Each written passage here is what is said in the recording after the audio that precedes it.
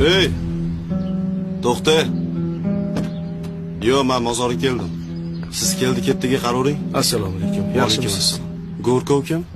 Men bo'laman, xizmat. Shaharda Dilshodjon akam o'tib qoldilar. Tanirsiz-a? Xabarim bor, Xudo rahmat qilsin. Shunga xabar kerak. Bor, bizda qabrlar har doim tayyor turadi. Hos. Alo. Ha. Bo'ldi, tayyor. Uyalib qolmaymiz. Xo'p. Ko'rsak bo'ladimi?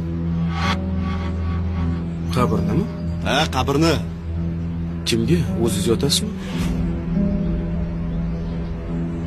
Sani esing joyidami? Dilshodjon akam o'tib qoldilar davommi?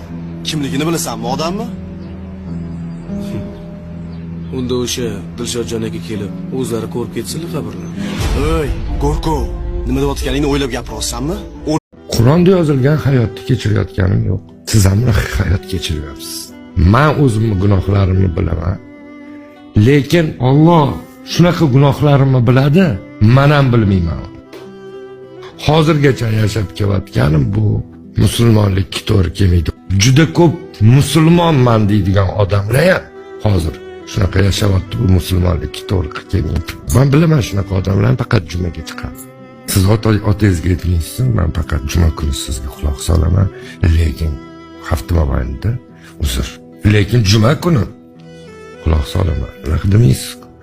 Qilganga yarasha o't ido qilish. Men shunaqa odamni bilaman. Kasbini tashlagan, butunlay kasbini, hayotini o'zgartirib yubordi, ibodatga ketdi. Birinchi so'z o'qi degan.